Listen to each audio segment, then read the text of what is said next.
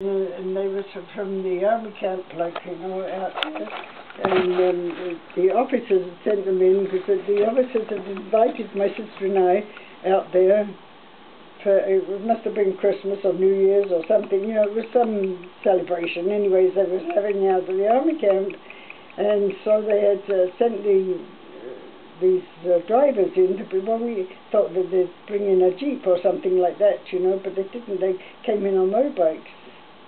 So here was I with Dad's present of a new fur coat on the back. If my dad had seen me, he'd have killed me, I think. Riding on the back of a motorbike with this new fur coat on, going out to the army camp. Wow. And, can you imagine that? That would have been a great picture. Yeah. Your fur coat flapping in the wind. Flapping away, going out to the army camp. To dance out there. My sister and I, we used to go quite a bit together there, but if Mum and Dad had known half the hijinks that we got up to, it would have been a different story altogether, Wow. But, yeah. But, oh well. It's fun to look back on sometimes, and think the things that we did, but it was fun anyways. Different world. Yes. Well, you can't believe in the difference of life. Can you imagine? And when I come out, Ford had an old Model T, I think it was, there, and they brought us out to the farming, Yeah.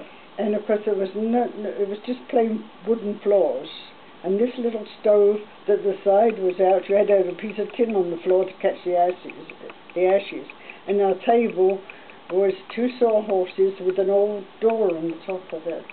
That was the table. That was all, and we had an old bedstead that his mother had given to us, and that buffet. Yeah. That was all the furniture that there was in the house. And apple boxes we had to sit on. Until I got my money over here, because you see I couldn't get my money over here. It took quite a while to get the money transferred into Canadian funds and get over here. It took about 6 weeks or more. It seems ages waiting for it, because we had no money. He had no money. Yeah. And we had nothing. Just nothing.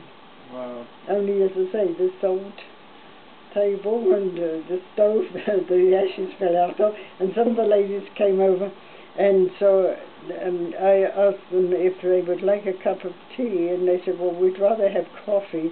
And I thought, coffee? All he had was this great big thing like this here of coffee grounds, which we used to have liquid coffee at home, so I knew nothing about how to.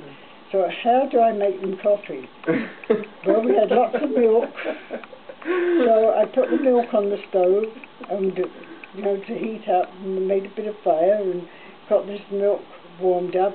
Then I sprinkled the coffee grounds on the top and put it through a strainer. And I don't think ladies ever forgot.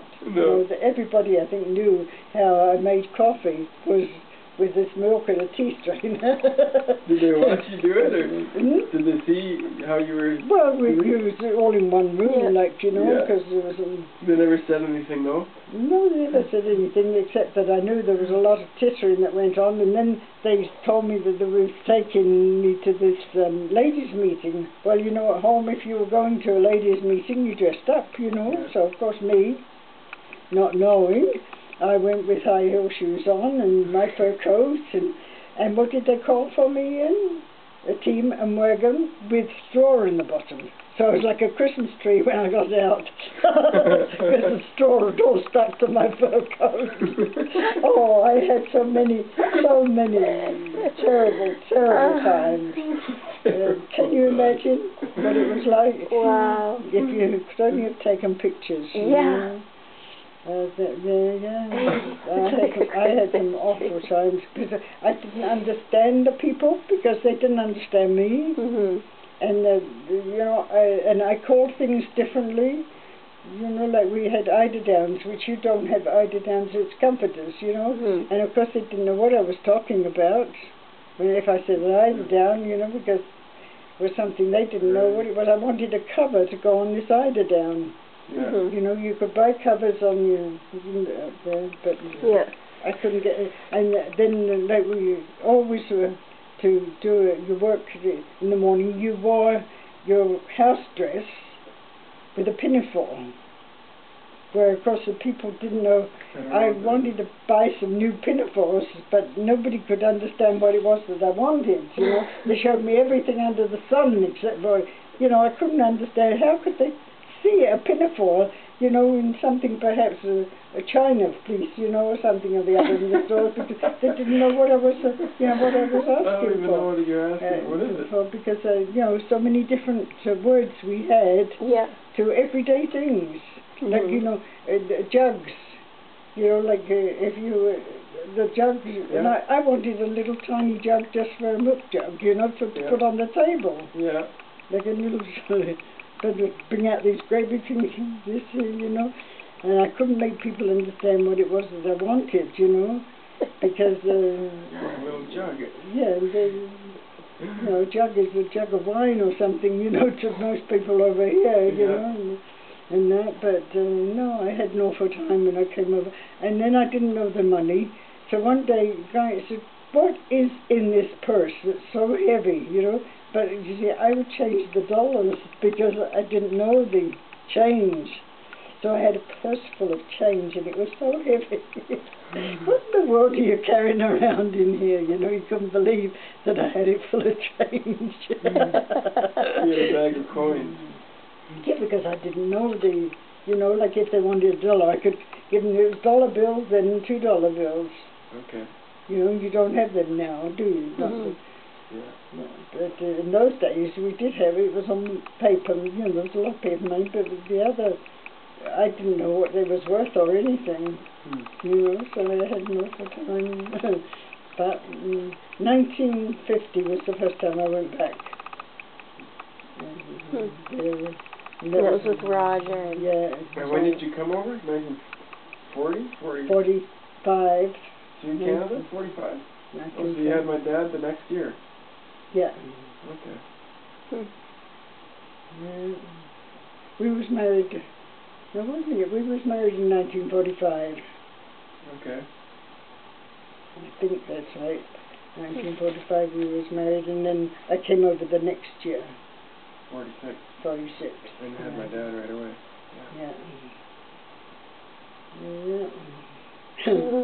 Oh dear, oh dear. But then we hadn't seen one another for quite a while, you see, because he was back in Canada. Okay. And I was still... You stayed after... I had to wait till, you know, to get my... That was a terrible time. Leaving home, you know. Yeah, I bet. And coming out here and coming to absolutely nothing. Nothing. You must have just thought, what am I doing? Yeah, what am I doing? What have I chose this life for? Oh my God. Yeah. And yet there was no turning back. You know, here I was and here I had to stay. You know. So, anyways, I made it, didn't I? You did. So that was the main thing, wasn't it?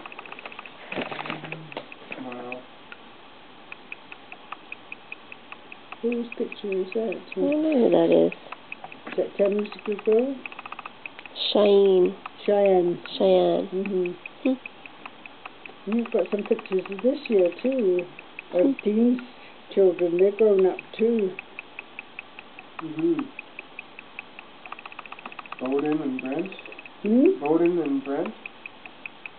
Bowden, Dean? Bowden? Yeah, Brent. Bowden and Brent. Oh yeah, that's right, yeah, Brent. Is that, I think it's that. There are pictures in here. I must have forgot to put my little tree away.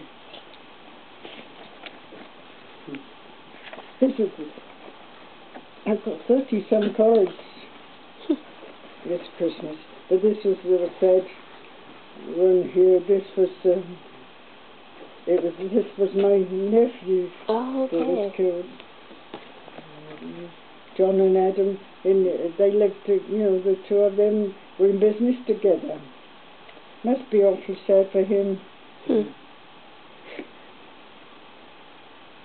This is Donna's children, that one, grandchildren. Oh, that's such a cute card, a winter snuggle. Wow.